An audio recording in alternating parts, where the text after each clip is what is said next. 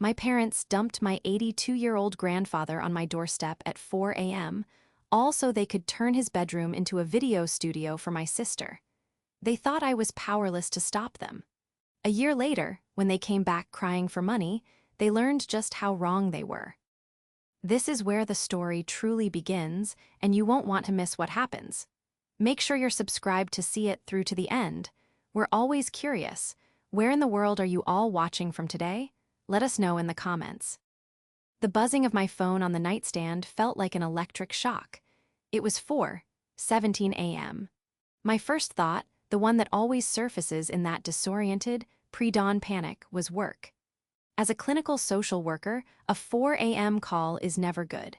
It usually means a client is in a severe crisis, a psychiatric hold has gone wrong, or someone is in the emergency room.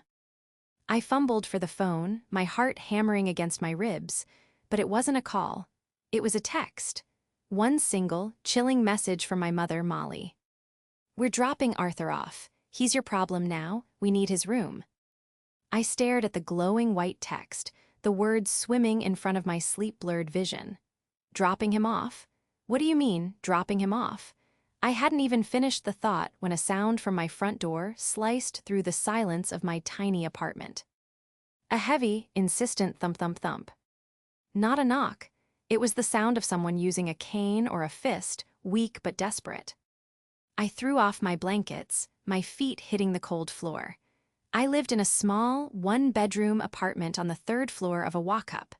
The building was old, and the walls were thin. I prayed the noise hadn't woken my neighbors as I scrambled to the door, peering through the peephole. What I saw shattered my world.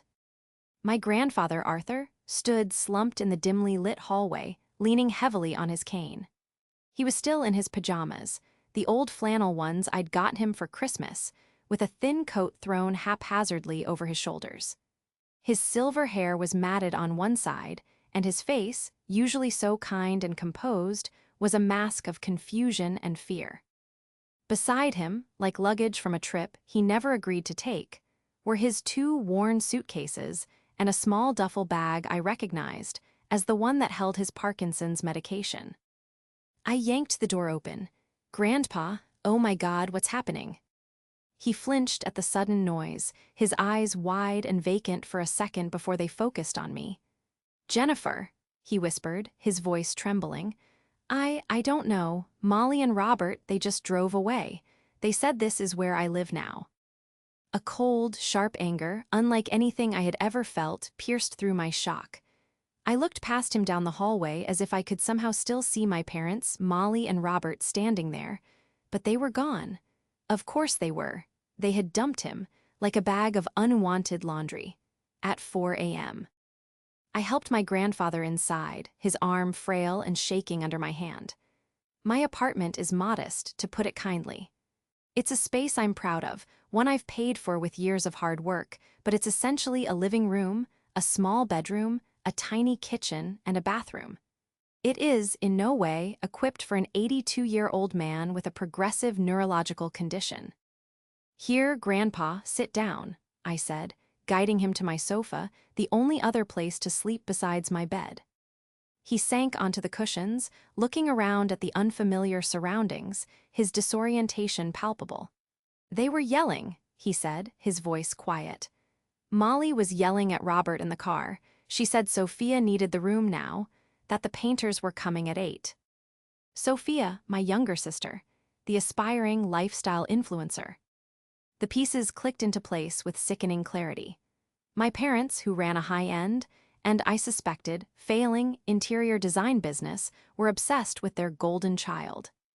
Sophia, at 26, had never held a real job, instead dedicating her life to posting curated photos of a life my parents paid for. Her latest demand, apparently, was a professional content creation studio. And the perfect space, the one with the best natural light in my parents' sprawling house, was Arthur's downstairs bedroom. They had kicked him out for an influencer studio. I knelt in front of him, taking his shaking hands in mine. They were ice cold. "It's okay, Grandpa. You're safe here with me." He looked at me, his eyes finally clearing, and what I saw in them broke my heart. It wasn't just fear. It was humiliation. He was a proud man, and my parents had stolen his dignity. I stood up, my phone still clutched in my hand. I pulled up my mother's contact, my thumb hovering over the call button, rage burning in my throat. I wanted to scream. I wanted to ask her how she could be so monstrous, so inhuman. But I stopped. I looked at the text again. He's your problem now. That's all I was to them, the responsible one, the overlooked child, the one who would just handle. They had discarded the two people who were supposed to be family, all for the sake of the child they actually valued. I took a deep breath, the adrenaline turning into a cold, hard resolve. I turned off the ringer on my phone and set it on the counter. I would not be calling them. I would not be screaming. They had just made the biggest mistake of their lives. The betrayal was worse than the cruelty itself. The first few hours were a blur of crisis management. I got Arthur settled on the sofa, which was thankfully deep and comfortable. I found an extra set of pillows and my warmest comforter, tucking him in as he watched me with a kind of dazed gratitude. I located his medication bag and, with a shaking hand, sorted his pills into his weekly organizer. My parents, in their rush, had just thrown all the bottles into the duffel. It was pure, dumb luck that nothing had spilled or been lost. "Can I get you some water, Grandpa? Maybe some tea?" I asked, trying to keep my voice light. "Water would be nice, Jenny," he murmured. He hadn't called me Jenny since I was a teenager. As I stood in my tiny kitchen, watching the kettle boil, the reality of the situation began to sink in. My apartment was on the 3rd floor. There was no elevator. Arthur's Parkinson's made stairs a slow, arduous process. How had my parents even gotten him up here? Had they forced him to climb 3 flights in the middle of the night? Or had they just left him at the front door of the building? The thought made me physically ill. My sofa would have to be his bed. My living room was now his bedroom. There was no privacy. My workspace, where I often took telehealth calls, was a small desk crammed into the corner of that same living room. Everything would have to change. I looked at my bank account, the modest savings I'd worked so hard to build. It was going to take a hit. A big one. My phone buzzed again. This time it was my sister, Sophia, a text, 8:01 a.m. "Hey, Mom said Grandpa is with you now, which is so much better. He'll be way happier with you. Anyway, the demo on his old room just started. I'm vlogging the whole reno. It's going to be epic. Sparkles." Attached was a short video clip. Sophia, in a pink silk pajama set and a full face of makeup, posed and blew a kiss at the camera. In the background, I could hear the distinct, sickening sound of a sledgehammer hitting drywall. I felt the rage spike again, hot and acidic. Way happier with me, she hadn't even asked if he was okay. She hadn't asked if I was okay. It was just a cheerful announcement that the destruction of her grandfather's home was underway. I turned off the phone. I couldn't deal with them, not yet. I had to focus on Arthur. Later that day, I tried calling my parents. I needed practical information. Who was his neurologist? When was his next appointment? Did they pack his Medicare card? My first call went straight to Molly's voicemail. The second, to Robert's, rang once and then was clearly declined. I tried again an hour later. Voicemail declined. It was the same for the rest of the day. And the next. They weren't just ignoring me, they were actively avoiding me. They had dropped him off, sent their follow-up texts, and then washed their hands of the entire situation. They had simply vanished. I was on my own. The next 2 weeks were the hardest of my life. I had to take an emergency leave from work, unpaid, to get Arthur settled. I found a new neurologist in my area who would take Medicare. I filed for a handicapped parking placard so I could park closer to my building. I spent hours on the phone with insurance companies trying to get his prescriptions transferred. Every night, I would collapse into my own bed, my back aching from helping Arthur in and out of the low sofa, and cry from sheer exhaustion and fury. But as the exhaustion settled, something else began to grow in its place, a cold, methodical clarity. My parents had treated me like a convenience. They had treated Arthur like garbage. They assumed I would just absorb this, that I would complain and then, like always, just do the work. They had forgotten one crucial thing. My grandmother, Arthur's late wife, had been a brilliant, shrewd woman. She had seen the way her son, Robert, was so easily manipulated by Molly. She had seen Molly's narcissistic obsession with image and money, and Sophia's budding, monstrous entitlement. My grandmother had loved me and Arthur, but she hadn't trusted my parents. Years ago, before she passed, she had set up the family finances. The sprawling house my parents lived in, the high-end cars they drove, the very business they ran, it was all funded by my grandmother's family money. And she had placed all of it, every last cent, into an ironclad, irrevocable trust. My parents received a generous quarterly stipend to live on, but they couldn't touch the principal. They couldn't sell the house. They couldn't take out a second mortgage or a business loan again. Sent the family assets, not without approval. The sole trustee of that fund, the only person with full, discretionary power over every single dollar, was me. My parents had just abandoned a vulnerable adult, violated the terms of the trust that provided for his care, and dumped him on the doorstep of the one person who held their entire financial world in her hands. They had forgotten who I was. To understand how my parents, Molly and Robert, could do something so monstrous, you have to understand their religion, image. Their entire lives were a carefully curated performance. They ran an interior design business, Evergreen Interiors, which in reality was more of a house-flipping scheme. They would use the trust fund stipend to buy properties. Molly would design them in her signature opulent minimalist style, a contradiction, I know, and then they would sell them for a profit. The problem was, they weren't very good at it. Molly always went over budget, insisting on imported Italian marble for houses in middle-class suburbs. Robert, weak-willed and desperate for her approval, never reined her in. Their business was a revolving door of debt, barely kept afloat by the next quarterly check from the trust I managed. I had always been a disappointment to them.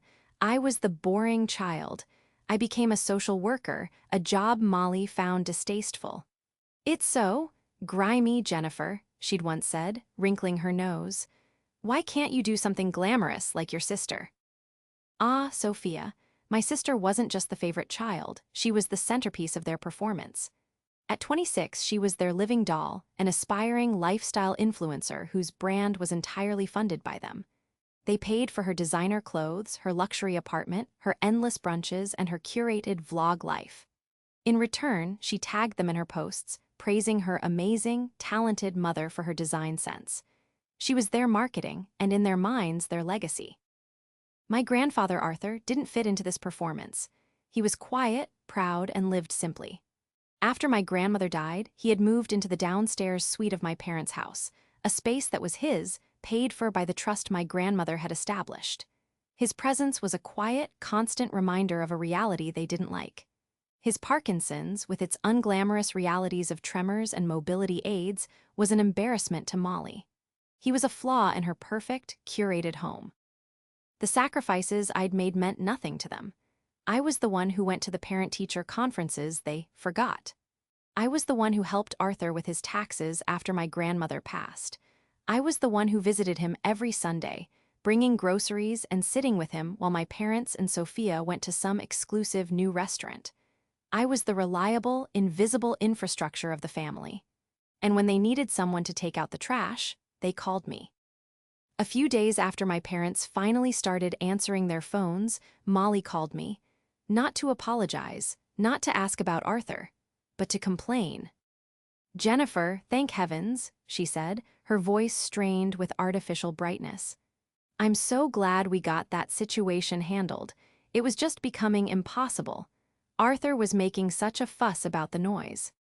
I was standing in my kitchen, stirring oatmeal for Arthur. I gripped the spoon so tightly my knuckles turned white. "The noise? You mean the sledgehammers tearing down his bedroom, Mother?" "Well, yes," she said dismissively. He just didn't understand. Sophia's career is at a critical juncture. This studio is non-negotiable. It's going to have a full vanity wall, a green screen. Robert is even building a podcasting booth. He's 82 and has Parkinson's. You dumped him at my door, mother, at 4 in the morning. There was a heavy sigh on the other end, the sigh of someone deeply put upon. Jennifer, don't be so dramatic, you're a social worker. This is what you do. It's a perfect fit. He's with family, and you know how to handle, you know. The casual, dehumanizing wave of her hand, dismissing his entire personhood. And frankly, she continued, her voice dropping, it's about time you pulled your weight. Robert and I have had the entire burden of this family on our shoulders for years. Managing the business, Sophia's career, it's exhausting. The least you can do is take care of your grandfather. I couldn't speak. The audacity, the sheer, narcissistic gall of it was suffocating. They, who lived entirely off a trust fund I controlled, were telling me to pull my weight. Then her tone shifted, becoming slick and polished.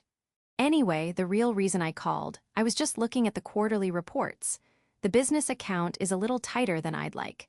That last flip, the one in the Pine Tree Hills, needed a new roof. Total surprise. I'm going to need you to approve a small, supplemental withdrawal from the trust. Say, $50,000, just to cover the overages. I looked over at Arthur. He was sitting on the sofa, bathed in the morning light from my small window, patiently trying to button his shirt, his fingers refusing to cooperate. The overages, the new roof. I knew exactly what it was. It was Sophia's vanity wall. It was her podcasting booth. I'll have to look at the paperwork, Mother, I said, my voice dangerously calm. Paperwork, Jennifer, don't be difficult. It's a simple transfer. I'll email you the request. I expect it to be handled by end of day. She didn't wait for a reply, she just hung up. The email arrived 3 minutes later. The subject line was, Urgent, trust dispersal. I stared at the screen. They had no idea what they had done. They had no idea that they had just handed me the very weapon I needed. They saw me as the help. They were about to find out I was the one in charge. The first few months were about stabilization. I used my emergency leave and then transitioned to working mostly from home, a privilege my supportive boss granted after I explained the situation. I bought a better, higher sofa that converted into a proper bed, making it easier for Arthur to get in and out. I installed grab bars in my bathroom. I found a local Parkinson's support group and a physical therapist who made house calls. Slowly, a new routine formed. We were a team. I'd make breakfast, and Arthur, whose mind was as sharp as ever, would read the news aloud. In the evenings, we'd watch old movies, him telling me stories about the actors from when they were young. He was a gentle, kind presence, and my tiny apartment started to feel less like a cage and more like a sanctuary. He thrived away from the tension of my parents' house. The tremors in his hands even seemed to lessen, and the color returned to his face. All the while, my parents' demands escalated. Molly's initial request for $50,000 was just the beginning. Jennifer, the contractor for the studio, is trying to price gouge us. I need another $20,000 to cover the custom lighting. Robert, your father, says the quarterly stipend isn't enough. We need an advance. Sophia even texted me directly. My new camera lens is $5,000. Mom said you'd handle it from Grandma's money. To each request, I gave the same, calm, infuriatingly bureaucratic answer. I'm reviewing the trust's covenants. I'll need more documentation. What documentation? Molly had shrieked at me over the phone. It's our money. Actually, Mother, it's Grandma's money, I'd replied, my voice level. And the trust she set up has very specific rules about discretionary spending and the welfare of its beneficiaries. One of whom, the primary one, in fact, is Arthur. There was a stunned silence on the other end. I had never spoken to her like that. But I wasn't just stalling. I was investigating. My grandmother, that brilliant woman, had given me, the trustee, the power to protect the trust's assets and beneficiaries from negligence or malfeasance. I decided it was time to exercise that power. I hired a forensic accountant. I didn't use the trust fund, I used my own savings. I didn't want my parents to see the expense on any report. I gave the accountant the last 5 years of my parents, business records, and the trust's bank statements.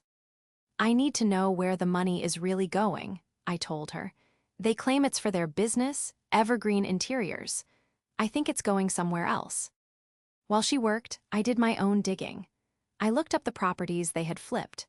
The profit margins they'd reported to me as trustee were wildly inflated. They were selling at a loss or barely breaking even. Evergreen Interiors wasn't a business. It was a money laundering operation, washing the trust fund stipend into a black hole of bad decisions and expensive fixtures. Then I looked at Sophia's influencer career. I went through her social media, post by post. The amazing trips she took, the designer bags she unboxed, the sponsors she tagged, it was all a lie. The sponsors were just the brand names. The trips were funded by Molly and Robert. But the most damning thing I found was on my parents' own business website.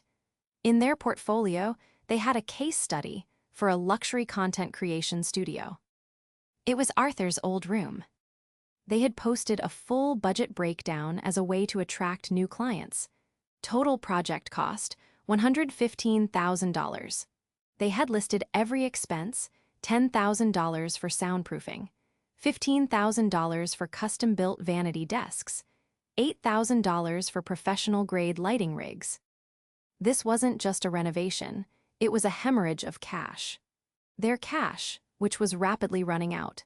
And they had just advertised, in public, exactly how much money they were siphoning away from the business and the stipend to fund their daughter's hobby. They were building the case against themselves. 2 weeks later, the forensic accountant called me. "Jennifer," she said, and I could hear the grim satisfaction in her voice.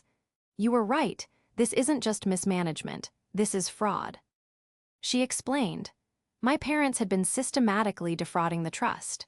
They were submitting invoices to me for business expenses. Lumber, contracting, property taxes that were either fake or wildly inflated. The excess money, the difference between the invoice and the real cost, was being funneled directly into Sophia's personal checking account. Over the last 5 years, they had diverted over $400,000. They hadn't just abandoned Arthur. They had been actively stealing from the trust that was meant to provide for his care, all to fund their favorite child's fantasy life. I sat there, the phone in my hand, the printed report in front of me. This was it. This was the leverage. This was the key.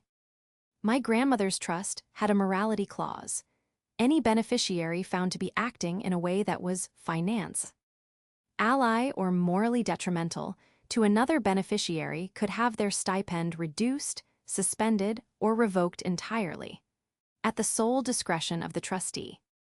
I now had a 40-page report, complete with bank statements, falsified invoices, and social media posts that proved financial and moral detriment. They had forgotten one crucial thing. I wasn't just the family doormat. I was the one with the key to the entire kingdom, and they had just given me the right to lock the door. The first confrontation happened sooner than I expected. Molly and Robert's financial desperation was clearly growing faster than my review of their requests. One Saturday afternoon, about 4 months after Arthur arrived, my buzzer rang. I wasn't expecting anyone. Arthur was napping on the sofa bed, and I was at my desk, reviewing the accountant's report for the 10th time. I pressed the intercom. "Hello." "Jennifer, open the door, it's freezing out here." It was Molly. My heart leaped into my throat. They had never, not once, come to my apartment before. I buzzed them in, my mind racing. I quickly gathered the report, slid it into a desk drawer, and locked it. When I opened my apartment door, I was met with a sight. My mother, Molly, stood there in a full-length cashmere coat, her face a mask of pinched annoyance. My father, Robert, hovered behind her, wringing his hands, unable to meet my eyes. "My goodness, Jennifer," Molly said, brushing past me into the living room. "This place is even smaller than I remembered. It's practically a shoebox." Her eyes landed on the sofa bed where Arthur was sleeping. He stirred, his eyes fluttering open at the sound of her voice. "Molly," he said, confused. "Robert." "Arthur, you're looking better," Molly said, with a tone that suggested she was surprised. She didn't approach him. She just stood in the center of the tiny room, her designer purse clutched in her hand. "What are you doing here, Mother?" I asked, closing the door. "We came to talk about the trust. This paperwork nonsense has gone on long enough," she snapped. "I need that $50,000, Jennifer, and the $20,000 for the lighting. I have contractors screaming at me."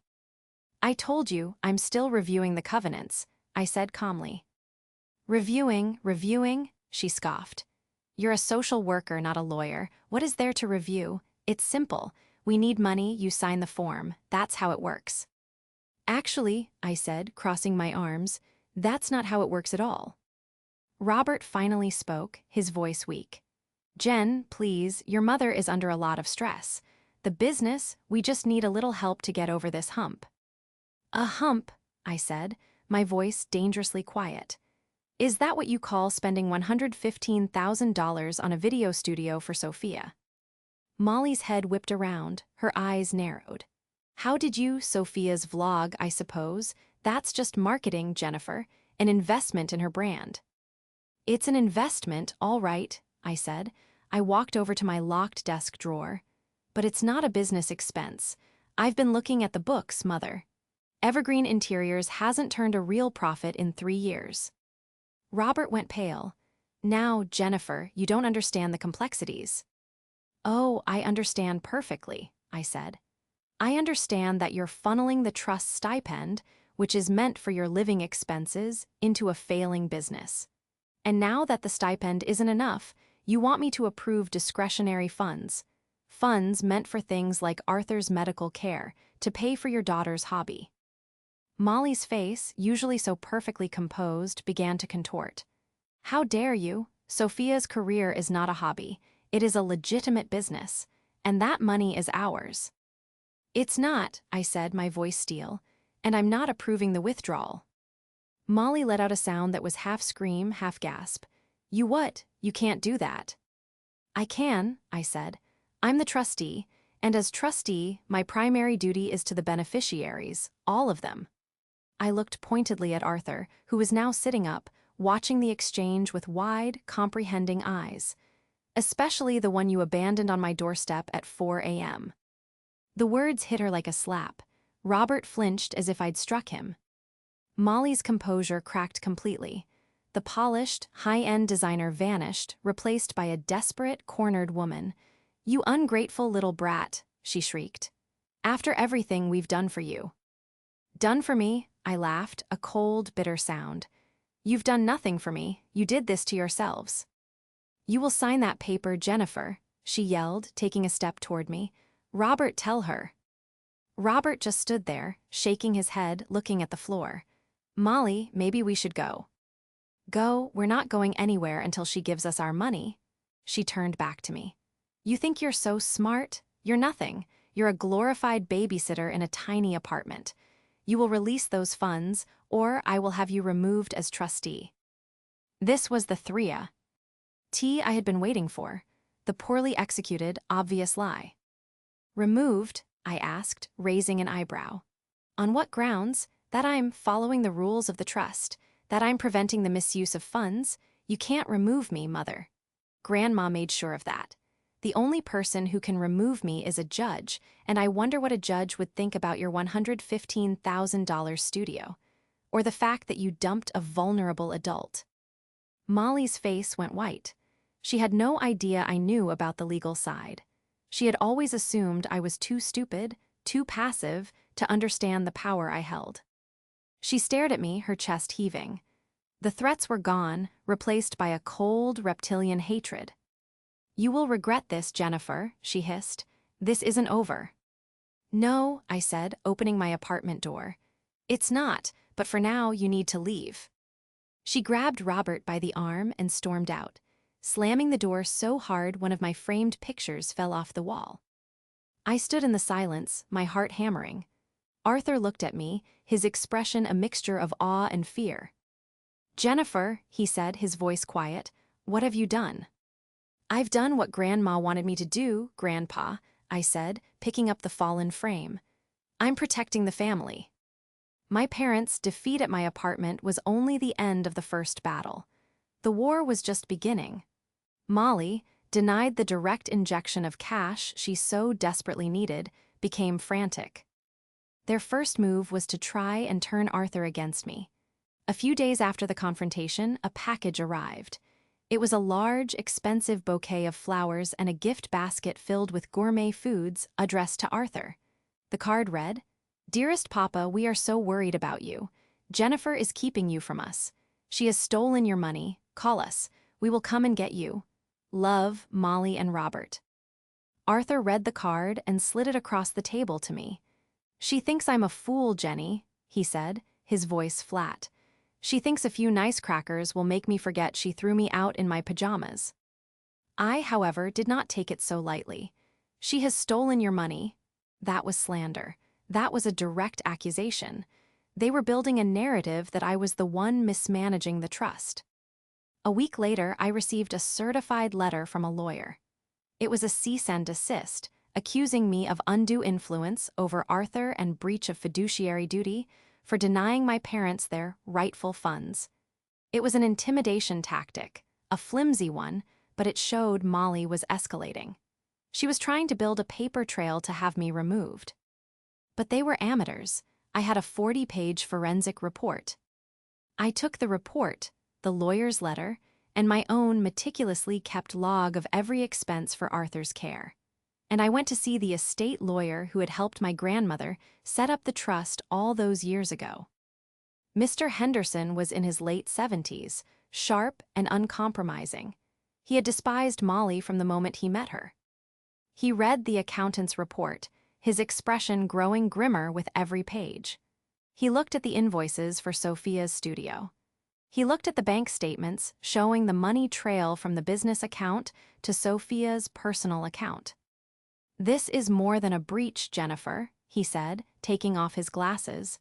"This is a conspiracy to defraud the trust. Your grandmother was right to be worried." "They're threatening to have me removed," I said, handing him Molly's lawyer's letter. He chuckled, a dry, papery sound. "On what grounds? That you stop them from stealing? This letter is toilet paper, but it shows their intent. We need to act first." "What do you mean?" "I mean we take this to a judge," he said, his eyes hardening. "We file a petition. We present this evidence of fraud and malfeasance. We don't just deny their requests, Jennifer. We use the morality clause. We cut them off." The idea was terrifying. This wasn't just denying a withdrawal anymore. This was actively, legally, dismantling my parents' entire lives. "What will happen to them?"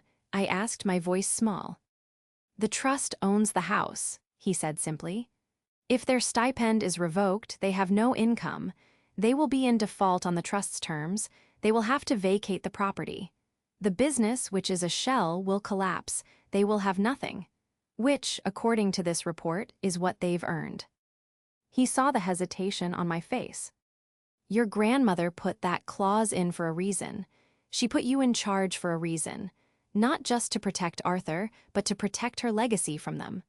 The question is, are you going to honor that?" My mind went back to that 4 a.m. hallway, to Arthur, shivering and humiliated, to Sophia's gleeful text about the demo, to my mother's voice, dripping with contempt. "This is what you do." "Yes," I said, my resolve hardening. "Let's do it." The next move had to be mine. Mr. Henderson filed the petition, and a court date was set. My parents were served. The reaction was immediate and volcanic. I received a barrage of texts, each more hysterical than the last. From Molly, "You are destroying this family. You will pay for this." From Robert, "Please, Jennifer, call it off. Your mother is hysterical. You don't know what you're doing." And from Sophia, "You're just a jealous bitch. You've always been jealous of me. You're trying to ruin my career." But then they made their final, fatal mistake. They showed up at my apartment again.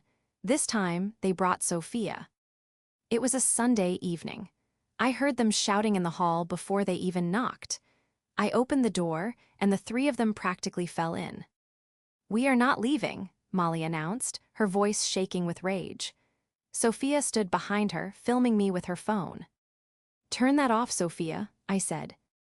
No, I'm documenting your abuse, she shrieked. Everyone is going to see what a horrible person you are. Molly, you were served, I said, standing my ground. This is a legal matter now, you need to leave. We are here to get our father, Robert suddenly boomed, trying to puff himself up. You've brainwashed him against us. Arthur, we're here to take you home. Arthur, who had been listening from the living room, slowly walked to the doorway, his cane planting firmly on the floor. This is my home, Robert, he said, his voice clear and strong. Papa, no, Sophia said, her voice dripping with fake sweetness as she turned the camera on him. We miss you so much. We want you to come back. Jenny is lying to you. She's not lying, Arthur said. I've seen the reports. I've seen what you've been doing. That stopped them. Molly's face went slack. What reports? The accountant's report, I said, stepping forward. The one that shows you've stolen $400,000 from the trust. The one that shows you've been faking invoices to pay for Sophia's clothes and cars. Sophia's camera lowered. What, Mom? What is she talking about? She's lying, sweetie. She's trying to turn you against us, Molly cried. Am I said. Then tell her about invoice 409, be the one for $25,000 for structural lumber. The accountant traced it. It wasn't for lumber, was it, Dad? It was the down payment on Sophia's new luxury SUV. Sophia's head snapped toward Robert. My car? You told me the dealership was sponsoring me. Robert crumbled. He couldn't lie to his golden child. We were going to pay it back, Sophia. Pay it back, Sophia shrieked, her mask of influencer perfection dissolving into pure, spoiled rage. You told me I was getting that car. You've been lying to me. You've been stealing to pay for my things. We did it for you, Molly screamed, to build your brand, and this is the thanks we get. It was a beautiful, terrible implosion. Sophia, realizing her successful life was a complete fraud, turned on them. You've ruined me. My entire brand is built on authenticity. You made me a liar. She wasn't upset that they had stolen. She was upset that they had been caught and that it made her look bad. You three need to leave, I said, my voice cutting through their screaming match. You're trespassing. This isn't over, Jennifer, Molly hissed, her face pale. You haven't won. I'm not trying to win, Mother, I said, holding the door open. I'm just enforcing the rules. You'll be hearing from Mr. Henderson. They left not as a united front, but as three bickering, broken people, a snake eating its own tail. The spell was broken. The case was built. All that was left was the final act. The celebratory dinner was, of course, Molly's idea. A year had passed since that awful night. A long, grueling year of legal battles. In the end, the judge's ruling had been swift and brutal. The evidence of fraud was irrefutable. My parents, Molly and Robert, were found in gross violation of their fiduciary and moral duties. The judge's order was crushing. Their stipend was immediately and permanently revoked. They were given 90 days to vacate the house, which was an asset of the trust. Evergreen Interiors was dissolved, its assets seized to begin paying back the $400,000 they had stolen. They lost everything: the house, the business, the cars. Sophia, whose career evaporated the second the money dried up, had been forced to get a real job as a cashier. For the entire year, I had not seen them. They had moved into a small, bleak apartment complex. And then, 2 weeks after the 90-day deadline passed, I received an email. Not from a lawyer, but from my mother's personal account. The subject was, "A family dinner, please." She wrote that they had learned their lesson and were so sorry. She said they missed Arthur and me terribly. She wanted to start fresh and invited us to a celebratory dinner at a local, modest restaurant, one she would have sneered at a year ago. Our treat, she'd written, which I found grimly funny. Arthur, surprisingly, was the one who said we should go. We need to see this through to the end, Jenny, he said. People like Molly and Robert, their apologies always have a price tag. He was right. We walked into the restaurant. It was a simple, family-style Italian place. They were already there, seated at a booth in the back. The change was shocking. Molly, always perfectly dressed, was wearing a drab blouse that looked old. Her hair, usually perfectly coiffed, was thin and her roots were showing. Robert looked 10 years older, hollow-eyed and stooped. Sophia, in her work smock, looked sullen and angry, scrolling through her phone. "Jennifer, Arthur," Molly cried, jumping up with a bright, fake smile. "You came." She tried to hug Arthur. He neatly sidestepped her and slid into the booth. I sat beside him. The small talk was excruciating. They asked about Arthur's health. They commented on the weather. Finally, after the salad was cleared, Molly folded her hands on the table. "Well," she said, her voice trembling, "I'm sure you know this has been a difficult year for us." "It has," I said, taking a sip of water. "We've been well, though. Arthur's new physical therapist is wonderful." Molly's eye twitched. "Yes, well, we've been doing a lot of thinking. Robert and I and Sophia, we know we made mistakes. We were blinded by our ambitions." "You were blinded by greed," Arthur said quietly. He hadn't spoken a word until then. Molly flinched. "Papa, please, we are trying to apologize. We are truly, deeply sorry for everything." Robert nodded vigorously. "So sorry, Dad. Jennifer, we mean it." Sophia just rolled her eyes and kept scrolling. "I'm glad to hear that, Mother," I said. "An apology is a good start." "Yes," she said, seizing the opening. "And, in the spirit of family and forgiveness, we have a proposal." Here it was, the price tag. "We know you're in charge of the trust, Jennifer," she said, leaning forward. "And we know the house, well, it's empty now. The court order is satisfied. We've been humbled. We've learned our lesson. We wah. NT to come home." I just stared at her. Not for free, of course," Robert chimed in, reading my expression. "We would rent it from the trust, a small, fair amount, just so we have a place to live. And I could get a job, a real job, and we could start to pay back what we owe. Slowly." "We'd be caretakers," Molly added, her eyes wide and pleading. "We'd take care of the property, for the trust. For you, it's the least we can do. We just want our home back." They came back crying, just as the title had said. They weren't sorry. They were just broke. They hadn't learned a thing. They just wanted the house back. I looked at Arthur. He looked at me. He gave a single, almost imperceptible shake of his head. "No," I said. Molly's smile froze. What do you mean no?" "I mean, no, you cannot rent the house. I'm not feeling generous anymore." But Jennifer, it's just sitting there. It's our home." "It was never your home," I said, my voice calm and clear. "It was Grandma's home. It's an asset of the trust. An asset you tried to leverage and defraud. You have no claim to it." "You can't do this." Molly's voice started to rise, drawing stares from other diners. "We are your family. We are homeless." "You are not homeless. You have an apartment," I countered. "And as for being family, you stopped being my family when you left an 82-year-old man with Parkinson, on my doorstep at 4 a.m. You stopped being family when you stole $400,000 meant for his care. You stopped being family when you chose a podcasting booth over your own father." Sophia finally looked up from her phone. "He's not my father." "He is your grandfather," I snapped, my calm finally breaking. "And you stood there and filmed him while your mother screamed at me." "We're sorry," Robert cried, his voice cracking. "What more do you want?" "I want you to understand," I said, my voice dropping again, "that this is not a negotiation. This is a consequence. I am the trustee, and my job is to protect the trust. And you are the single greatest threat to it. The house is being sold.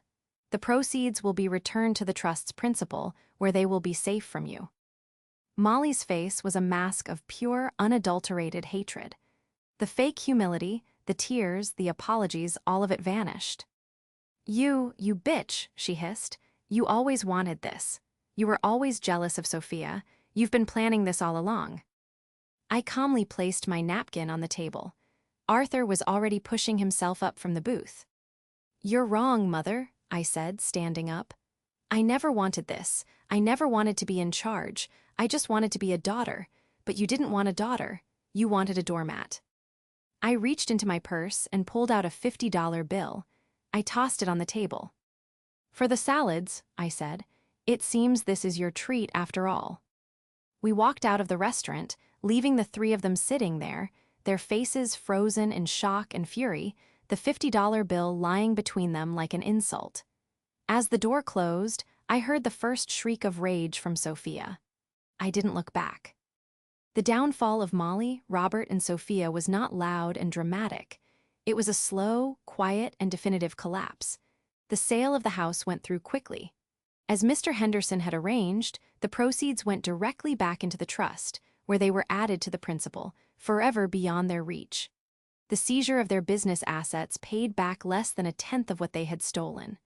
The rest was a loss I had to write off, a permanent, documented stain on their record. Molly and Robert were forced to keep living in their bleak, two-bedroom apartment.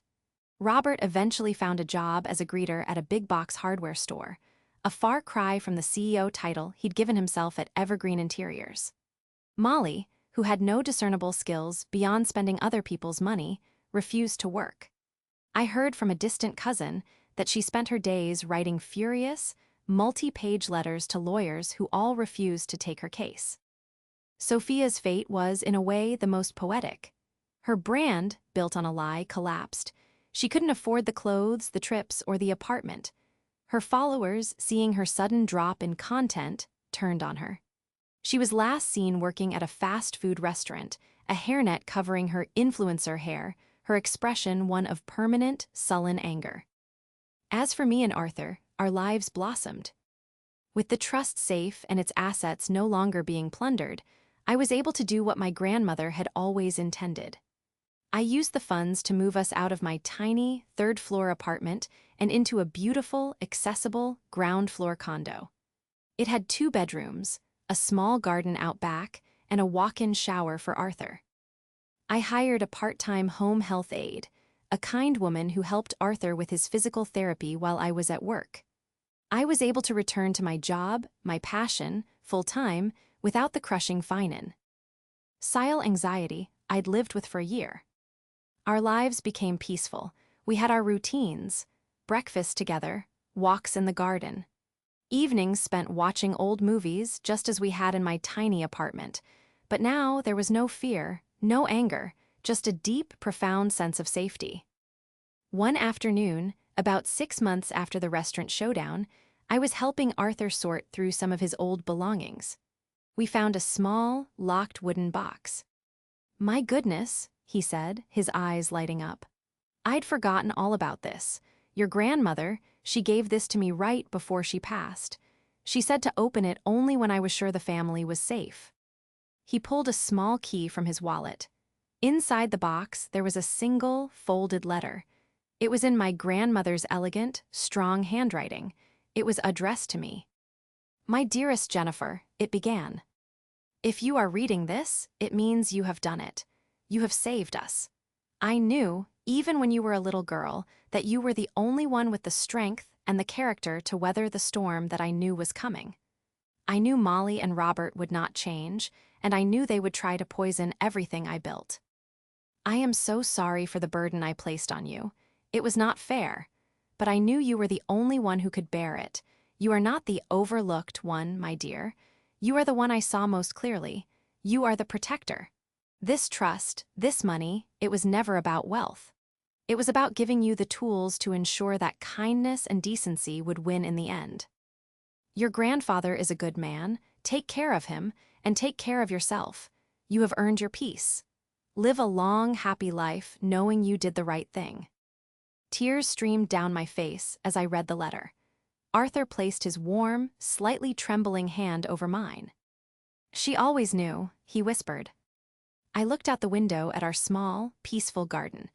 The anger I had carried for so long was finally, truly gone.